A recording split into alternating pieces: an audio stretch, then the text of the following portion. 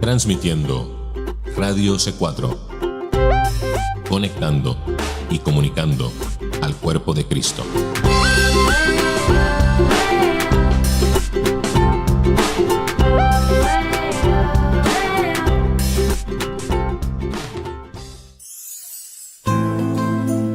A partir de este momento, Radio C4 presenta Estudiando el Antiguo Testamento con Karina Guidi. Para comunicarte con este programa puedes escribirnos a miradioc4@gmail.com o enviando un mensaje de texto al 239-949-90.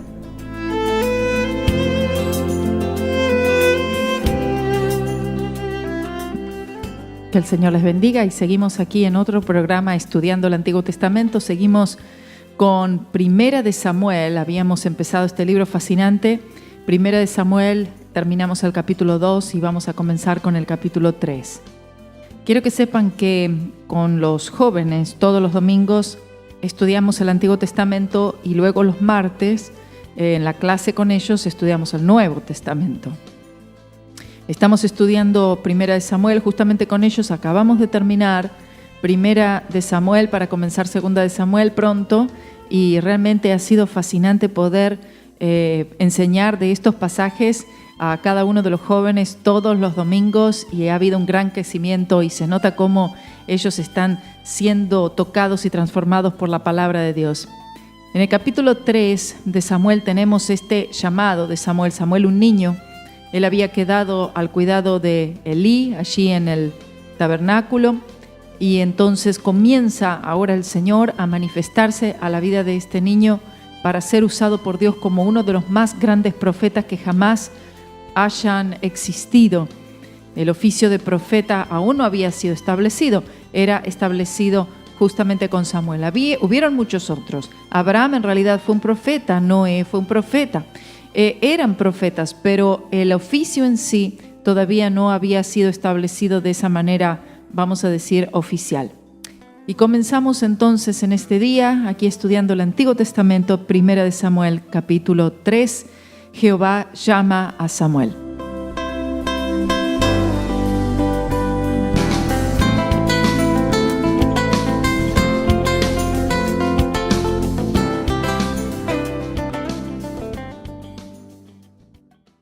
Versículo 1 dice, el joven Samuel ministraba a Jehová en presencia de Elí, y la palabra de Jehová escaseaba en aquellos días. No había visión con frecuencia. Este niño servía en el tabernáculo. Había poca palabra de Dios en ese tiempo. Era escasa la palabra de Dios. No significa que no hubieran palabras proféticas o que no hubieran sido dadas palabras proféticas, como se había atestiguado en el último capítulo. Pero el oficio del profeta aún no había sido establecido. De hecho, Samuel sería el primero en ocupar ese oficio. Y al tomar en cuenta que el sacerdocio era corrupto, la nación generalmente en ese entonces se encontraba sin un liderazgo espiritual. El pueblo de Dios hasta ese entonces había sido gobernado por jueces. No tenían un rey. Las demás naciones tenían reyes que los gobernaban, pero no era así con la nación de Israel, con el pueblo de Dios, porque Dios era quien sería y es el rey. Pero el pueblo de Dios, luego más adelante vamos a ver cómo ellos quieren vivir conforme a las otras naciones y ellos quieren ser igual que las otras naciones y también tener un rey. Y aquí Samuel tiene que ver con toda esta situación. Entonces escaseaba en aquellos días, no había visión, no había palabra de Dios, escaseaba la palabra de Dios. Y yo pienso que en este tiempo la palabra de Dios para aquellos que no quieren oírla escasea. Y vemos como hoy muchísima gente dice, yo estoy buscando iglesia, no puedo encontrar iglesia, y hay una desesperación por tratar de encontrar un lugar donde puedan ser alimentados de la palabra de Dios. Y por otro lado, aquellos que sí tienen el verdadero alimento de la palabra de Dios día tras día, muchas veces no siempre se aprecia. El Señor envía a un profeta, los cuales siempre han sido perseguidos y no apreciados por el pueblo. Versículo 2 dice, y aconteció un día que estando Elí acostado en su aposento, cuando sus ojos comenzaban a oscurecerse de modo que no podía ver. Era de noche y además Elí estaba casi ciego. Estoy utilizando la Biblia de estudio del expositor. Versículo 3. Samuel estaba durmiendo en el templo de Jehová, donde estaba el arca de Dios, y antes que la lámpara de Dios fuese apagada. Jehová llamó a Samuel, y él respondió: heme aquí. Vemos cómo en el versículo 3 significa que este candelero de oro o esta lámpara de oro, que debía ser reabastecida con aceite tanto por la mañana como por la tarde en los dos horarios, que eran los horarios de los sacrificios, a las 9 de la mañana y a las 3 de la tarde, en los horarios de los sacrificios, 2 veces al día, el sacerdote debía asegurarse que la lámpara, el candelabro, tuviera suficiente aceite, que la mecha o la despabiladera estuviera recortada para que pudiera dar una luz limpia y brillante. Lamentablemente, la luz o la lámpara había sido descuidada. Así como, y esto por supuesto que nos habla acerca de un declive espiritual, de una ceguera espiritual.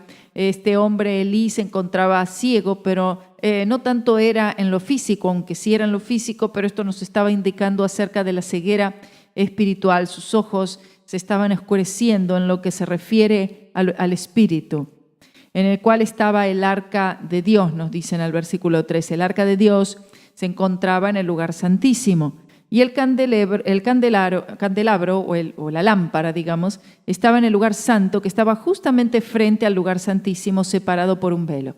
En el lugar santo estaba entonces, habían 3 piezas. En el lugar santo estaba el candelabro o la lámpara, se le dice, o el menorá.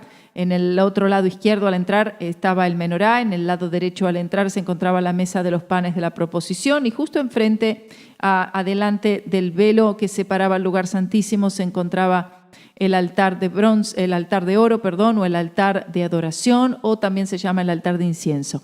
Y por ese velo que separaba, tras el velo se encontraba el arca del pacto o el arca del testimonio. Y en el versículo 4 dice: el Señor llamó a Samuel y él respondió: heme aquí. Aquí tendría Samuel posiblemente unos 14 o 15 años, y esto era el llamamiento, este era el momento en el cual el Señor llama a este niño, un niño todavía, un adolescente, para una tarea extremadamente importante, para decirle y comunicarle aquello que el Señor ya había decidido que haría con Elí, con sus hijos y con el pueblo y el arca del pacto, lo que sucedería. Y seguimos con el versículo 5 que dice: y corriendo luego a Elí, dijo: heme aquí, ¿para qué me llamaste? Y Elí le dijo: yo no he llamado, vuelve y acuéstate. Y él se volvió y se acostó. Seguramente que el lugar donde dormía el niño Samuel se encontraba cerca de donde estaba el sacerdote Elí. Samuel escucha la voz de Jehová sin saber, sin reconocer que esta voz era la voz del Señor. Él se levanta rápidamente, corre hacia el cuarto de Elí y le dice: ¿para qué me llamaste? Le dice: yo no te he llamado, acuéstate otra vez. Y entonces esto es algo que se repite algunas veces. Dice en el 6: y Jehová volvió a llamar otra vez a Samuel, y levantándose Samuel vino a Elí y dijo: heme aquí, ¿para qué me has llamado? Y él dijo: hijo mío, yo no he llamado, vuelve y acuéstate. Y Samuel no había conocido aún a Jehová, ni la palabra de Jehová le había sido revelada.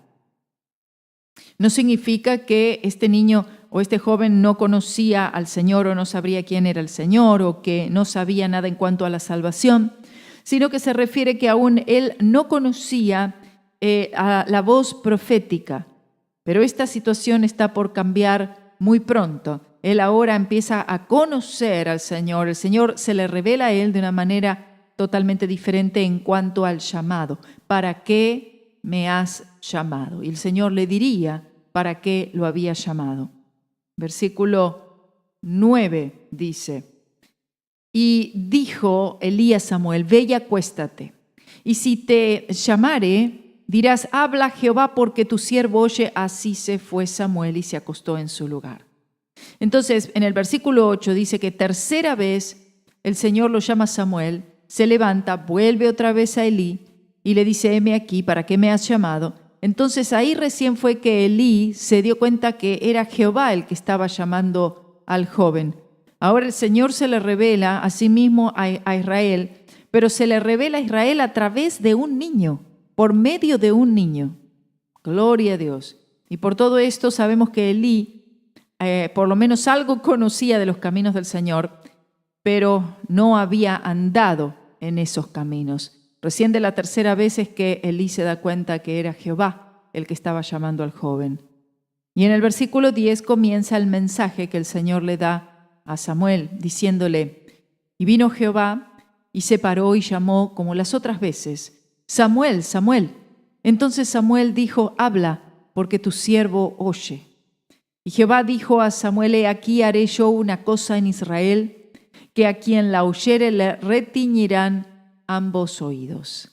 Una palabra muy fuerte, las últimas 3 veces que le llama Samuel, Samuel.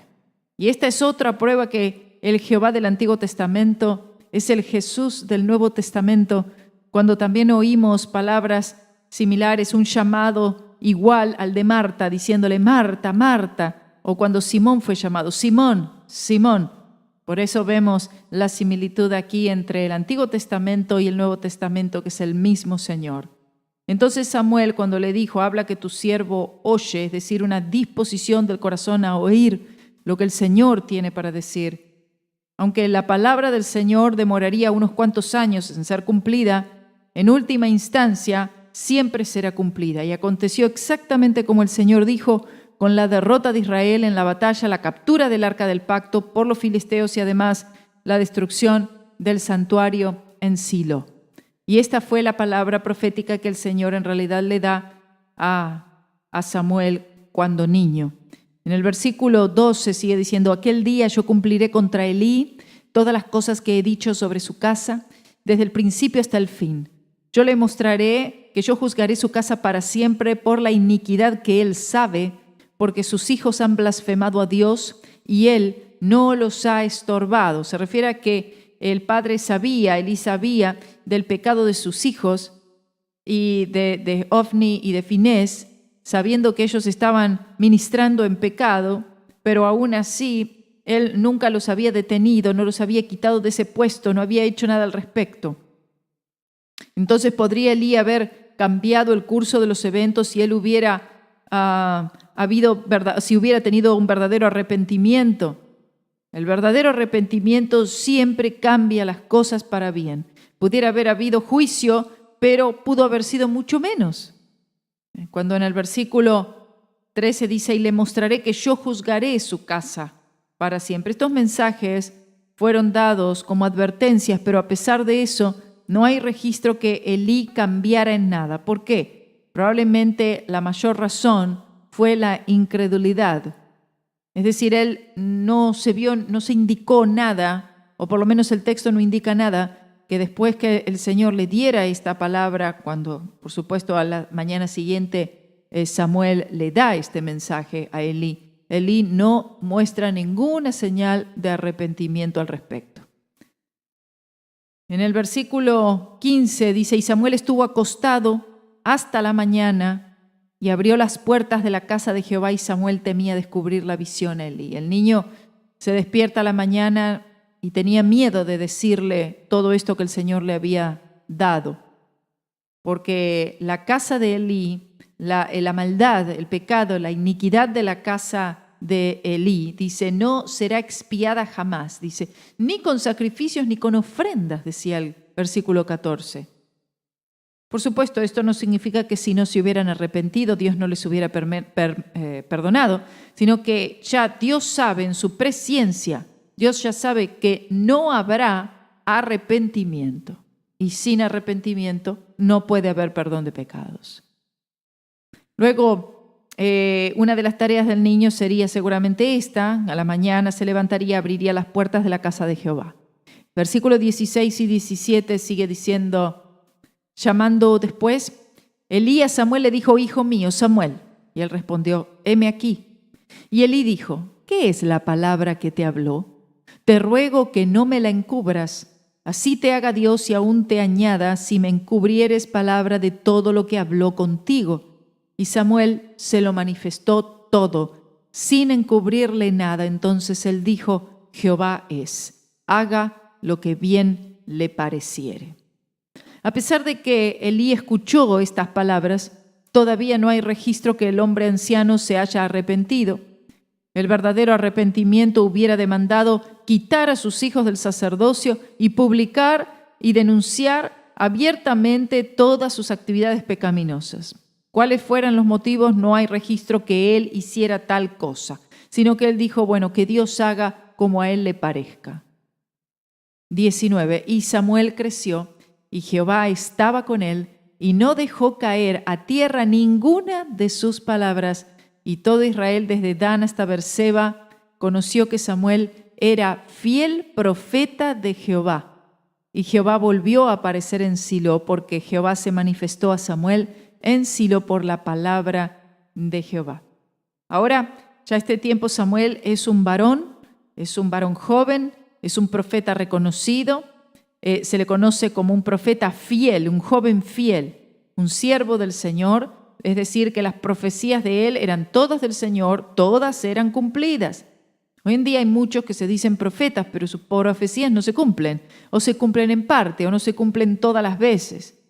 Entonces dice que como se dijo, aunque previamente hubo profetas en Israel, Samuel fue el primero en ocupar este oficio establecido y a través de todo el resto de la historia de Israel, el Señor condujo a la nación por medio del ministerio del profeta. Mientras algunas de las declaraciones de los profetas fueron predicciones, su ministerio fue mayormente un ministerio de justicia, porque el profeta en realidad es un pregonador, un predicador de justicia. Ellos fueron llamados a sacudir la nación para su bienestar. De hecho, Juan el Bautista, el mayor de los profetas entre ellos, hizo pocas predicciones, pero sirvió como un predicador de justicia. Dios todavía está llamando profetas en la actualidad. Sin embargo, la iglesia en el presente es guiada por el ministerio del apóstol, las credenciales del cual son un mensaje especial de parte del Señor en cuanto a la iglesia, pero siempre de acuerdo con la palabra del Señor.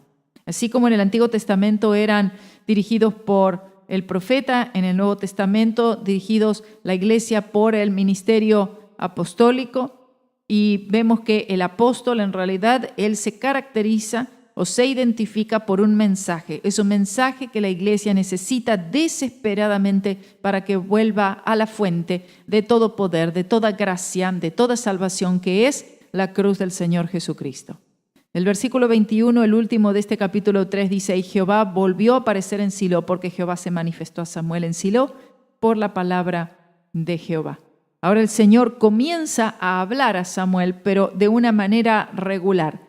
Recuerden que por tiempo escaseaba la palabra de Dios, pero ahora se hace manifiesta una y otra vez la palabra de Dios. Me pregunto si el pueblo oiría.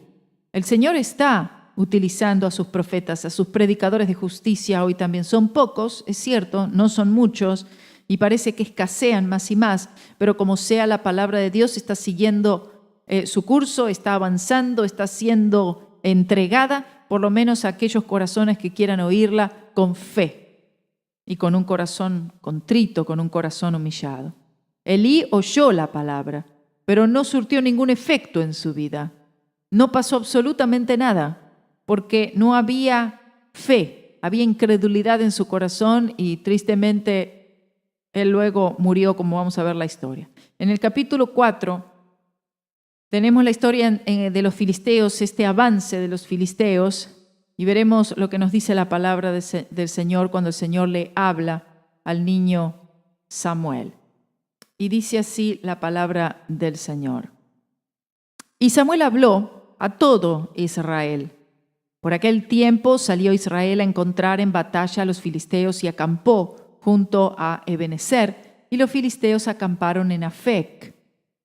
Es decir, esta frase, cuando dice, y Samuel habló a todo Israel, según los manuscritos, pertenece a la conclusión del último versículo del último capítulo. Aquí lo hace parecer como si el Señor, por intermedio de Samuel, está llamando a Israel a la batalla, pero eso no es lo que está diciendo.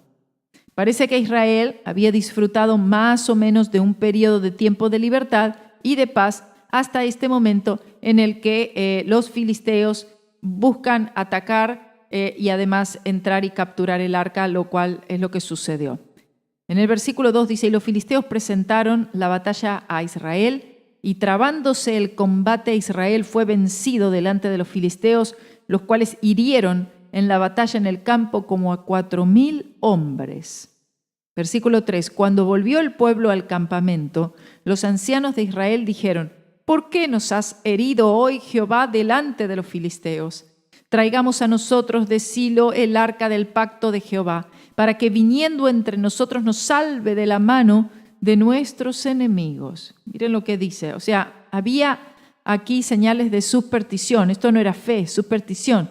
Como ellos estaban viendo, siendo derrotados por los filisteos, dicen: traigamos el arca del pacto, que es el arca del testimonio, traigamos el arca y entonces de esta manera quizás nosotros seamos salvos de la mano de nuestros enemigos.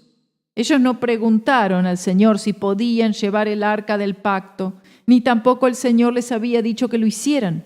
Si Israel se hubiera postrado sobre sus rostros delante de Dios en llanto y contrición de espíritu, arrepintiéndose de sus pecados delante de la puerta del tabernáculo, el futuro hubiera sido diferente. En cambio, ellos intentaron usar el arca como un símbolo mágico, creyendo que, de alguna manera, al estar en la batalla con el arca allí, que esto expiaría por su mal y garantizaría la presencia, la bendición de Dios, tendrían la victoria. Fíjense que la iglesia moderna comete un error semejante.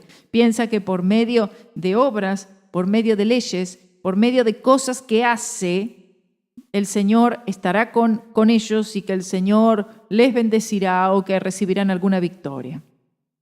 La única victoria que tiene el creyente es la victoria de la cruz de Cristo. Fuera de la cruz de Cristo, el creyente cuenta con absolutamente ninguna manera de victoria. Versículo 4. Y envió el pueblo a Silo y trajeron de allá el arca del pacto de Jehová de los ejércitos que moraba entre los querubines, y los 2 hijos de Elí, Ofni y Finés, estaban allí con el arca del pacto de Dios. 2 hombres malos estaban acompañando el arca. Elí, Ofni y Finés, 2 hombres malos eran los que estaban llevando el arca, lo cual nos estaba mostrando cuál era la condición espiritual de Israel. Versículo 5. Aconteció que cuando el arca del pacto de Jehová llegó al campamento, todo Israel gritó con gran júbilo, que la tierra tembló. Esto nos sigue hablando acerca de una religión, de un celo religioso, pero sin arrepentimiento y sin la sangre de Cristo. Dios no podía darles la victoria porque la religión nunca gana la victoria, sino solamente la sangre derramada de Cristo en la cruz. Mientras el corazón se distancia más y más de Dios, los símbolos y ceremonias llegan a ser muy importantes, muy queridos, muy aplaudidos. Todo lo que es religión siempre es llamativo y siempre es alabado y aplaudido y bien recibido con grande júbilo, dice. Como Israel, muchos intentan cubrir la esterilidad de su posesión por el volumen de su profesión. Israel no tenía ningún motivo para gritar. Lo que tenían era que llorar. Tendrían que haber llorado. En vez de gritar con grande júbilo, tendrían que haber llorado y haber temblado delante de la presencia del Señor y arrepentirse de todo corazón. Sin embargo, estaban festejando. Muchas veces se oye una voz del pueblo de Dios que es una voz de júbilo. Pero no debemos confundirnos. Esta voz de júbilo en realidad es un júbilo falso, es un gozo falso. Es un regocijo que no proviene del Calvario, sino que proviene de la religión y es un júbilo de lo que el hombre alaba, lo que el hombre ve como importante. Para lo que aquellas cosas que los hombres alaban son abominación para Dios, dice la palabra. Versículo 6. Cuando los filisteos oyeron la voz de júbilo, dijeron: ¿qué voz de gran júbilo está en este campamento de los hebreos? Y supieron que el arca de Jehová había sido traída al campamento. Y los filisteos tuvieron miedo, el 7, porque decían: ha venido Dios al campamento. Y dijeron: ay de nosotros, pues antes de ahora no fue así. O sea, cuán maravilloso hubiera sido si Dios en realidad sí hubiera llegado al campamento, pero ellos pensaban que Dios estaba en el campamento porque habían llevado el arca del pacto. Pero eso no significaba que Dios estaba allí. Dios no estaba en ese campamento con ellos. Versículo 8. ¡Ay de nosotros! ¿Quién nos librará de la mano de estos dioses poderosos? Estos son los dioses que hirieron a Egipto con toda plaga en el desierto. Escuchen las palabras. El arca era solo un símbolo de la presencia divina. Ahora, confrontado por el enemigo, el símbolo debía reemplazar la sustancia. Sin embargo, no fue así, como no podría ser así. Si Dios hubiera derrotado a los filisteos en Afec, Él se hubiera asociado con el mal de su pueblo. Dios no puede hacer un compromiso con el mal. Si el Señor hubiera otorgado la victoria ese día, habría demostrado que Dios piensa ligeramente del pecado y que Él estaba dispuesto a identificarse a sí mismo con la condición moral de un pueblo que vivía voluntariamente en esclavitud de los más grotescos males. Estas son las palabras del comentarista Williams. Versículo 9. Esforzaos, oh filisteos, y sed hombres, para que no sirváis a los hebreos como ellos os han servido a vosotros, sed hombres y pelead. El filisteo era un enemigo nacional, no era un enemigo extranjero. Él ilustra el poder del enemigo dentro de la que aparenta ser la iglesia cristiana y debe ser más temido que cualquier enemigo que está afuera. Versículo 10. Pelearon pues los filisteos e Israel fue vencido y huyeron cada cual a sus tiendas y fue hecha muy grande mortandad, pues cayeron de Israel 30,000 hombres de a pie.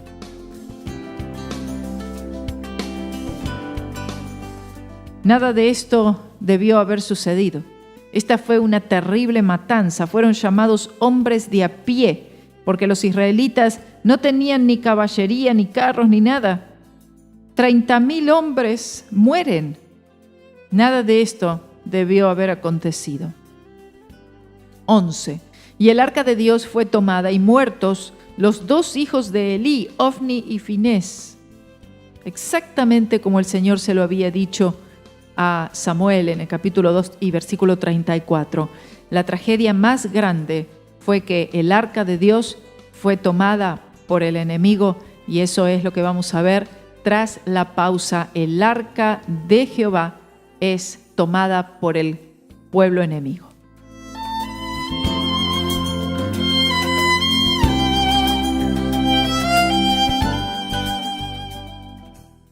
Para que ya no seamos niños fluctuantes, llevados por doquiera de todo viento de doctrina, sino que siguiendo la verdad en amor, crezcamos en todo en aquel que es la cabeza, esto es, Cristo, de quien todo el cuerpo, bien concertado y unido entre sí, recibe su crecimiento para ir edificándose en amor, conectando al cuerpo de Cristo para crecer.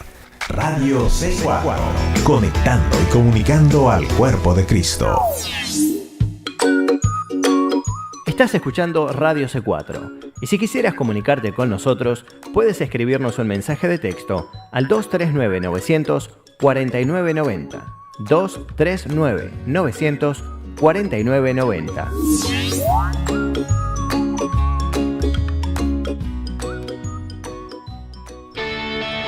La invitación, libre al fin, palabras de vida, estudiando el Antiguo Testamento, The Message of the Cross, tiempo devocional y oración, momentos de la creación, respuestas en Génesis. Radio C4 continúa creciendo y en este 2017 vamos por más. Participa de nuestros programas escribiéndonos un mensaje de texto o llamando al 239-900-4990. También puedes hacerlo a través de la aplicación WhatsApp o por Facebook, donde nos encuentras como Radio C4. No lo olvides, somos Radio C4, conectando y comunicando al cuerpo de Cristo.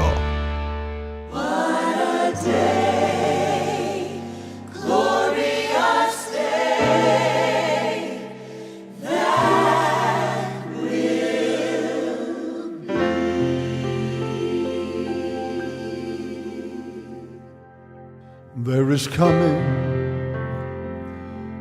a day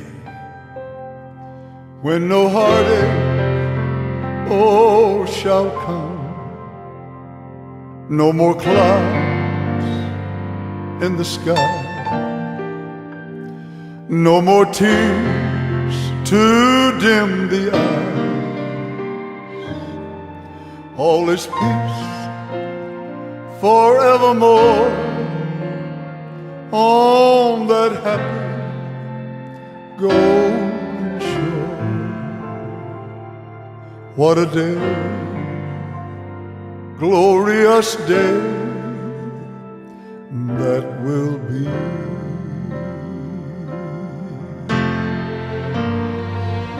What a day that will be when my Jesus I shall see, and I look upon his face, that one who saved me by his grace. He takes me by the hand, leads me to that promised land. What a day, glorious day that will be.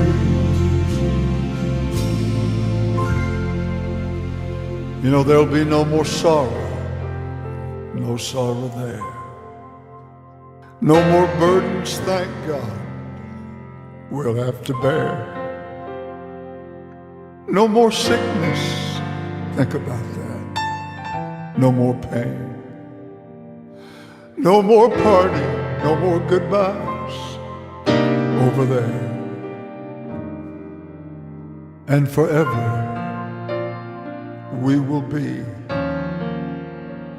oh, with that one who died for me.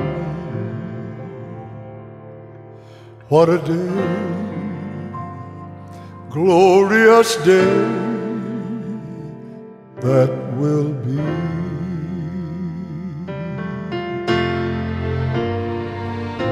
What a day that will be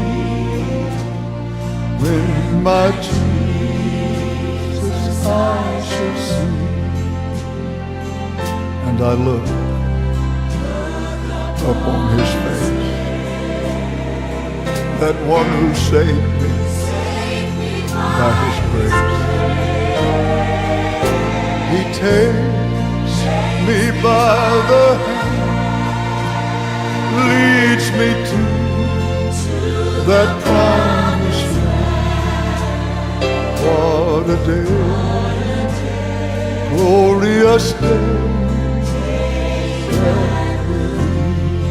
Sing that chorus again now. What a day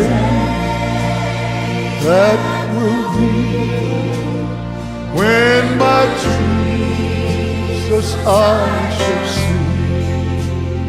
I'm going to look that day upon his face, one who saved me by his grace.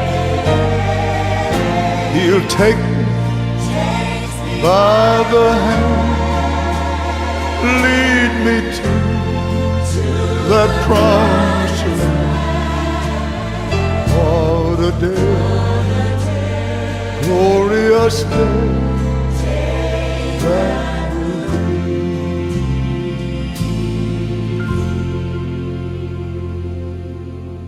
What a day. Oh yes, what a glorious day. Praise God. And that day, ladies and gentlemen, is coming. What a day that will be. That will be. That will be. Estamos de vuelta y seguimos con el capítulo 4 de Primera de Samuel y vamos a seguir desde el versículo 11, pero antes de esto voy a pasar a leer algo. Son unas notas del gran comentarista McIntosh y la hermana Patricia me pasó esta información, así que gracias a mi querida hermana Patricia, que Dios te bendiga. Unas notas, el comentarista McIntosh, la verdad que lo estamos siempre mencionando y se ve que a los hermanos les está resonando mucho los nombres de los comentaristas y qué bueno porque cuando están investigando y buscando en la palabra de Dios ven estos nombres y saben que pueden ir y buscar una ampliación en su estudio de la palabra de Dios. Y voy a leer lo que dice el comentarista McIntosh aquí acerca del capítulo 4 de Primera de Samuel y dice así: el capítulo 4 presenta un cuadro humillante de la condición de Israel en relación con la casa culpable de Elí. Por aquel tiempo salió Israel a encontrar en batalla a los filisteos y acampó junto a Ebenezer, y los filisteos acamparon en Afec, y los filisteos presentaron la batalla a Israel, y trabándose el combate, Israel fue vencido delante de los filisteos, los cuales hirieron en la batalla en el campo como a 4,000 hombres. Esos son los versículos 1 y 2. Israel realizaba en ese momento la maldición inherente a la infracción de la ley. No podía hacer frente a sus enemigos, su desobediencia lo privaba de toda fuerza. Notemos ahora la naturaleza y la base de su confianza en ese instante de apremiante necesidad. Dice el versículo 3, cuando volvió el pueblo al campamento, los ancianos de Israel dijeron: ¿por qué nos ha herido hoy Jehová delante de los filisteos? Traigamos a nosotros de Silo el arca del pacto de Jehová para que viniendo entre nosotros nos salve de la mano de nuestros enemigos. ¿Qué motivo pobre para confiar? No contiene una palabra acerca de Jehová. No piensan en él como la fuente de toda fuerza. No es para ellos su escudo y adarga. No, confían en el arca e imaginan vanamente que ella puede librarlos. ¿De qué podía servirles si no iba acompañada de la presencia de Jehová de los ejércitos, el Dios de los escuadrones de Israel? Él no estaba allí. Había sido contristado por los pecados no confesados ni juzgados del pueblo. Y ningún símbolo ni ninguna ordenanza podía reemplazarlo. Sin embargo, Israel en su vana esperanza se imaginaba que el arca bastaría para todo y grande fue el regocijo del pueblo, aunque no bien fundado. Cuando ella entró en el campamento acompañada no por Jehová, sino por los 2 sacerdotes profanos, Ofni y Finés, dice, aconteció que cuando el arca del pacto de Jehová llegó al campamento, todo Israel gritó con tan gran júbilo que la tierra tembló. Versículo 5. Todo esto, a juzgar por lo exterior, podía parecer imponente, pero lamentablemente era algo hueco. Las voces de triunfo de los israelitas no tenían fundamento ni tampoco convenían. Debieron haberse conocido mucho mejor a sí mismos antes de desplegar semejante escenario vacío. Sus algazaras armonizaban mal con su miserable estado moral delante de Dios. Pero ocurre siempre así. Los que menos se conocen a sí mismos son los que tienen las más altas pretensiones y los que asumen la posición más elevada. El fariseo miraba con orgullosa indiferencia al publicano, se figuraba muy alto y al publicano muy bajo en la escala moral, pero cuán diferentes son los pensamientos de Dios. El corazón contrito y humillado es siempre el lugar donde tiene bien habitar aquel que es alto y sublime, el que habita la eternidad y cuyo nombre es el Santo. Loado sea su nombre, sabe levantar y consolar a los corazones abatidos. Esta es su peculiar obra y en ella Él se complace. Pero los hombres de este mundo atribuyen siempre importancia a las elevadas pretensiones. Es algo que les gusta y generalmente asignan un alto lugar en sus pensamientos a los que afirman ser algo, mientras que, por otra parte, procurarán rebajar aún más al que realmente se humilla.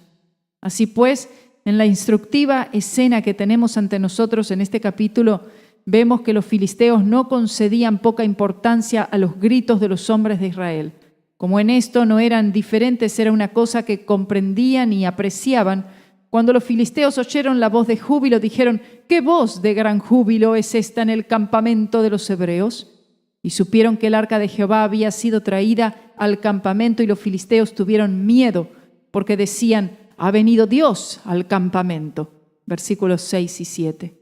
Ellos suponían naturalmente que el grito de triunfo estaba basado en una realidad.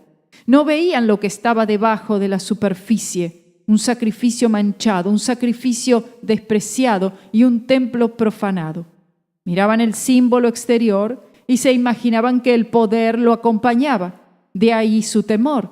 Ignoraban que su temor y el triunfo de Israel eran también infundados. Esforzaos, oh filisteos, decían, y sed hombres, para que no sirváis a los hebreos como ellos os han servido a vosotros. Sed hombres y pelead. Versículo 9. Tal era el recurso de los filisteos. Sed hombres. Los israelitas no podían decir esto.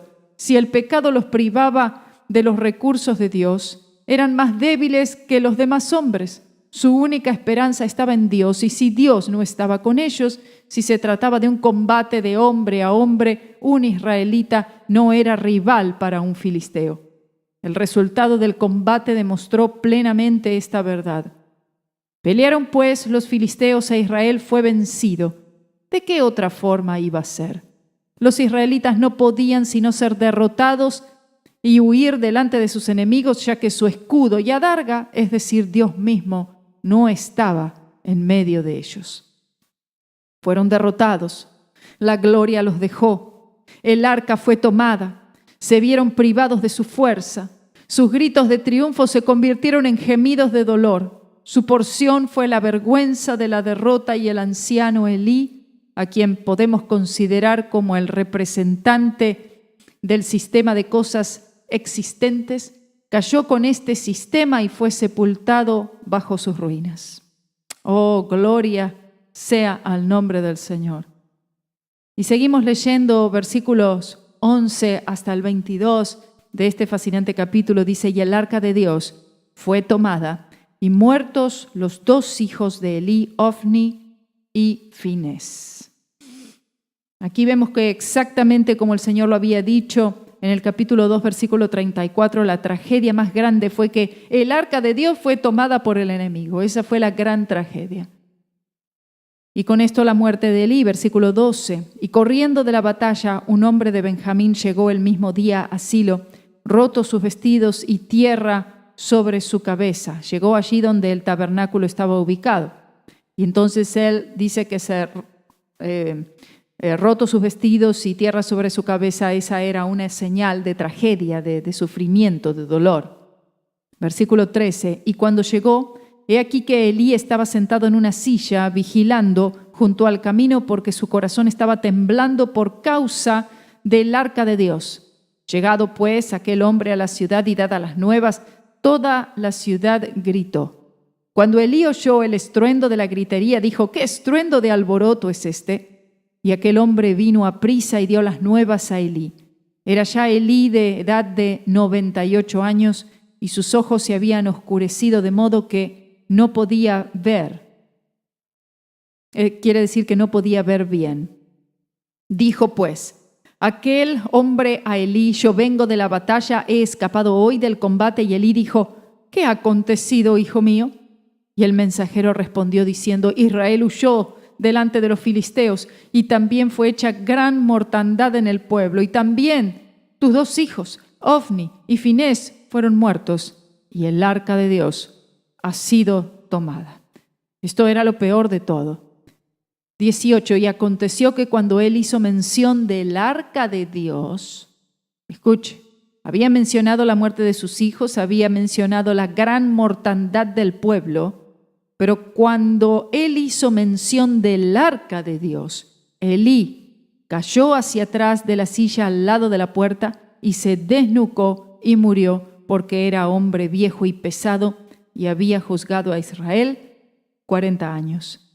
Si él hubiera juzgado en comunión con Dios y en obediencia a las Sagradas Escrituras, los desastres que acontecieron en el día de su muerte nunca hubieran acontecido, y aún en su muerte él mostró que los intereses del reino de Dios tenían un verdadero lugar en su corazón. 3 mensajes fueron dados aquí. Se perdió la batalla y 30,000 israelitas murieron. Sus 2 hijos, Ofni y Finés, murieron. Y el arca de Dios fue capturada. Mientras cada uno de los mensajes era trágico, la pérdida del arca de Dios fue lo más trágico de todo. Oh, bendito sea el nombre del Señor. Perder la presencia de Dios. Podemos perder muchas cosas en esta vida. ¿Podemos perder familiares? Podemos. ¿Podemos perder la salud? Sí, podemos. ¿Podemos perder bienes materiales? Sí, podemos. ¿Podemos perder nuestra carrera, nuestra fama, popularidad, lo que sea? Podemos. Pero no podemos, hermano, bajo ninguna circunstancia, debido a nuestra falta de fe, por estar fuera de la voluntad de Dios, no podemos nosotros perder lo más grande de todo, que es la presencia de Dios en nuestras vidas, el Espíritu Santo, que sea contristado hasta el punto que el Espíritu de Dios se vaya, que el Espíritu de Dios se aleje de nosotros. Como vemos aquí al final de este capítulo 4, con el versículo 19 diciendo, y su nuera, la mujer de Finés, que estaba encinta, cercana al alumbramiento, oyendo el rumor que el arca de Dios había sido tomada y muertos, su suegro y su marido, se inclinó y dio a luz, porque le sobrevinieron sus dolores de repente. Y al tiempo que moría le decían las que estaban junto a ella, no tengas temor, porque has dado a luz un hijo. Mas ella no respondió ni se dio por entendida. Es como si ella no hubiera querido ni mirar a ese niño por el hecho de que ella sabía de que ese niño había nacido en un tiempo terrible. Entonces en el versículo 21 dice, y llamó al niño Icabod, diciendo, traspasada es la gloria de Israel. Es decir, la gloria de Israel se ha marchado, se ha ido por haber sido tomada el arca de Dios y por la muerte de su suegro y de su marido. Dijo pues, traspasada es la gloria de Israel porque ha sido tomada el arca de Dios. Con respecto a esto, el comentarista Williams dice, los últimos 4 versículos de este capítulo arrojan un rayo de luz sobre las tinieblas y el detalle por el cual el Espíritu Santo entra en la narrativa demuestra cuán precioso era a él la medida de la vida divina en el alma de esta mujer de corazón fiel. Ella es puesta aquí sobre la faz del registro divino con gran vivacidad. El Espíritu Santo llama a la memoria su afecto por su suegro anciano y por su marido impío e infiel, pero señala con énfasis el hecho del dolor por el reino de Dios que sobrepasa el gozo de la maternidad. Fíjense esto, hermano. El hecho de que la presencia de Dios, el arca de Dios, fuera tomada, fuera llevada, fuera capturada por el pueblo enemigo, no permitía que esta mujer fiel a Dios, pudiera disfrutar el hecho de haber sido madre. Esto es tremendo. Y esto nos muestra cuán valioso debe ser el corazón del hombre y de la mujer, aún más allá de la vida de los propios hijos. El Señor Jesucristo, lo que es en la vida de uno y lo que debe ser en la vida de uno, y la presencia de Dios en la vida de uno. Que nosotros podemos perder muchas cosas en esta vida, pero no podemos perder la presencia del Señor sobre la vida nuestra, sobre nuestra familia, sobre nuestra iglesia. Gloria sea el nombre del Señor. Quisiera que volvamos un momento al comentarista McIntosh, porque también nos da un resumen del capítulo 5 y capítulo 6, a los cuales vamos a referirnos en los próximos minutos si tenemos tiempo y si no seguimos en el próximo programa. Pero los capítulos 5 y 6 abarcan el período durante el cual Icabod, es decir, privado de la gloria, fue escrito sobre la nación de Israel. Es decir, la nación de Israel es descrita aquí como que la gloria de Dios ya no está siendo privada de la gloria.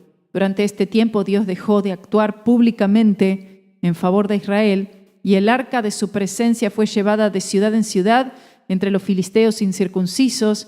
Este periodo está lleno de instrucción y esto es lo que vamos a ir viendo en el resto de este programa, en el próximo programa. Cómo es que el arca, algo tan sagrado, algo tan valioso, algo que había sido confeccionado, si usted lee en Éxodo, la manera en la cual fue confeccionada con tanto cuidado, con tanto temor y temblor ante Dios, con Moisés y con todos los artesanos en realizar todas estas piezas sagradas, consagradas, ungidas. Nadie podía ni siquiera poner sus ojos sobre el arca. El arca del pacto se encontraba solamente detrás del lugar santísimo, ningún israelita común podía ver el arca. Esto no estaba a la vista ni a la mano de cualquiera. Solamente era el gran sumo sacerdote, que sería Aarón y los de la línea de Aarón, una vez al año entrar y entonces sobre el arca, sobre el propiciatorio, entonces derramarían la sangre para la expiación de todo el pueblo. Y ahora el arca está siendo descuidada, así como el arca ha sido descuidada de tal manera en la mayoría de las iglesias, en la iglesia moderna, en el presente y en la vida, en el corazón de los creyentes modernos, en el que el arca está yendo de un lugar para el otro, siendo manoseada por los impíos. Vemos cómo es llevada de ciudad en ciudad entre los filisteos incircuncisos. Este periodo está lleno de instrucción, como vamos a ver.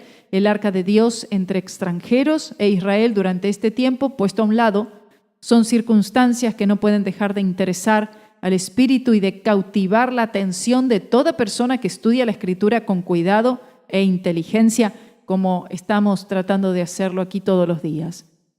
Cuando los filisteos capturaron el arca de Dios, dice la palabra, la llevaron desde Ebenezer a Asdod, y tomaron los filisteos el arca de Dios y la metieron en la casa de Dagón y la pusieron junto a Dagón. Imagínense, el arca puesta al lado de uno de los dioses de los filisteos. Eso en el capítulo 5, 1 y 2. Vemos allí el triste y humillante resultado de la infidelidad de Israel. Con manos descuidadas y con corazones incrédulos, no supieron guardar el arca de Dios y evitar que fuese tomada y colocada en el templo de Dagón. ¿De qué manera había faltado Israel? Dejaron caer todo de sus manos, abandonaron lo más sagrado y dejaron que fuese profanado y blasfemado por incircuncisos. Y nótese que estos consideraron que la casa de Dagón era suficientemente sagrada para el arca de Jehová, la cual pertenecía al lugar santísimo. El único lugar donde podía estar el arca de Jehová era el lugar santísimo y cuidada y protegida solamente por aquellos que solamente podían ser responsables, como el gran sumo sacerdote. Ahora va el arca de un lugar al otro y el pueblo de Dios sin hacer nada al respecto. La sombra de Dagón fue sustituida por las alas de los querubines y los rayos de la gloria divina. Los pensamientos de los príncipes de los filisteos eran el triunfo de Dagón sobre Jehová, pero no eran esos los pensamientos de Dios. Si los israelitas no supieron defender el arca, ¿por qué habían olvidado la gran verdad de que el arca jamás podía separarse de la presencia de Dios en medio de ellos? Si por otra parte los príncipes de los filisteos habían presumido insultar el símbolo sagrado de la presencia divina, asociándolo de una manera impía con su dios Dagón, sí, en una palabra, los israelitas se habían mostrado infieles y los filisteos profanos. El Dios de Israel seguía siendo fiel a sí mismo, fiel a su propia santidad, y Dagón cae delante del arca de su presencia. Dice, y cuando al siguiente día los de Asdod se levantaron de mañana, he aquí Dagón postrado en tierra delante del arca de Jehová, y tomaron a Dagón y lo volvieron a su lugar, y volviéndose a levantar de mañana el siguiente día, he aquí que Dagón había caído postrado en tierra delante del arca de Jehová, y la cabeza de Dagón y las 2 palmas de sus manos estaban cortadas sobre el umbral, habiéndole quedado a Dagón el tronco solamente. Versículos 3 y 4 del capítulo 5. Difícilmente podamos concebir algo más humillante y deprimente en apariencia que el estado en que se encontraba Israel en ese momento de su historia. El arca había sido arrebatada de en medio del pueblo. Ellos demostraron ser indignos e incapaces de ocupar el lugar de testigos de Dios ante las naciones vecinas. Y en cuanto a los motivos de triunfo que tenían sus enemigos, bastaba con decir: el arca está en la casa de Dagón. ¡Oh, Dios! Desde cierto punto de vista esto era verdaderamente terrible. Pero desde otro punto de vista, ¡qué gloria maravillosa! Vemos estallar aquí: Israel había faltado, había perdido todo lo que era sagrado y precioso para él, había dejado que el enemigo arrastrase su honor en el polvo y pisotease su gloria, pero Dios estaba por encima de todo. Allí se encontraba la fuente profunda de consuelo para todo corazón fiel. Verdaderamente Dios estaba allí. Y Él mismo se mostró en su maravilloso poder y gloria. Si Israel no fue capaz de defender el arca de Dios, Dios actuará por sí solo. Los príncipes de los filisteos habían vencido a Israel, pero los dioses de los filisteos caen prosternados delante de esta arca que en otro tiempo había hecho retroceder las aguas del Jordán. Tal era el triunfo divino. En las tinieblas de la soledad de la casa de Dagón, allí donde no había ningún ojo para ver, ningún oído para oír, el Dios de Israel obraba para defender estos grandes principios de verdad que su pueblo de Israel no había sabido mantener. Dagón cae, y su caída proclama el honor del Dios de Israel. Las tinieblas del momento solo proveen a la gloria divina una ocasión de brillar con todo su esplendor. La escena estaba tan vacía de la criatura que el Creador podía desplegar todo su carácter. Como dice el refrán, la extrema necesidad del hombre es la oportunidad de Dios. La falta y la caída del hombre dieron lugar a la fidelidad de Dios. Los filisteos demostraron ser más fuertes que Israel, pero Jehová era más poderoso que Dagón. Todo está repleto de instrucción y de aliento para el tiempo presente. Cuando entre el pueblo de Dios se advierte una tan triste decadencia en relación con la devoción y la separación que deberían caracterizarlo, podemos bendecir al Señor por la seguridad que nos da de su fidelidad. Él no puede negarse a sí mismo. El fundamento de Dios está firme, teniendo este sello. Conoce el Señor a los que son suyos, y apártese de iniquidad todo aquel que invoca el nombre de Cristo. Por eso, hasta en los tiempos más sombríos, Él mismo mantendrá su verdad y suscitará un testimonio para sí, aunque sea en la casa de Dagón. Los cristianos pueden abandonar los principios de Dios, pero los principios permanecen. Su pureza, su poder, su virtud celestial en nada se ven afectados por la inconstancia y la inconsecuencia de profesantes infieles, y finalmente la verdad triunfará. Vamos a dejarlo hasta ahí y vamos a continuar. Yo sé, es fascinante y quisiéramos seguir oyendo estas notas. Pero vamos a seguir en el próximo capítulo estudiando el Antiguo Testamento. Seguimos con Primera de Samuel. Terminaremos de leer y vamos a empezar a leer el capítulo 5 y luego seguimos con el próximo. Que el Señor les bendiga poderosamente.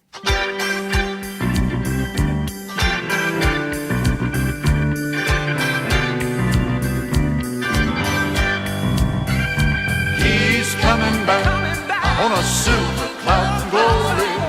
He's gonna take me away. I'm looking out at the signs of his return. Won't be long, it may just be today. Jesus has gone to prepare for me a mansion way up on Glory Avenue. I'm standing firm on the promise that he made. Where I am, you can be there too. He's coming back on a silver cloud of glory. He's gonna take me away. I'm looking now at the signs of his returning. Won't be long, it may just be today.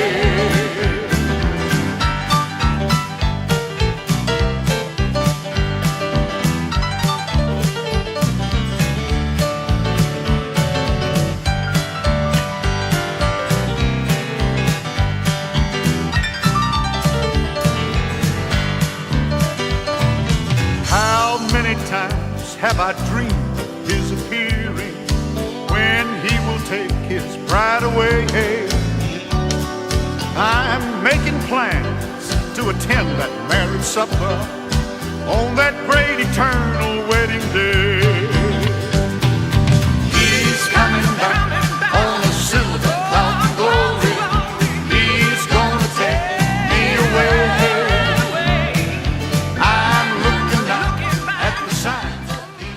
Estudiando el Antiguo Testamento con Karina Guidi es una producción de Radio C4. Para una copia de este programa, comunícate con Radio C4 en www.radioc4.com o miradioc4@gmail.com. Que Dios les bendiga.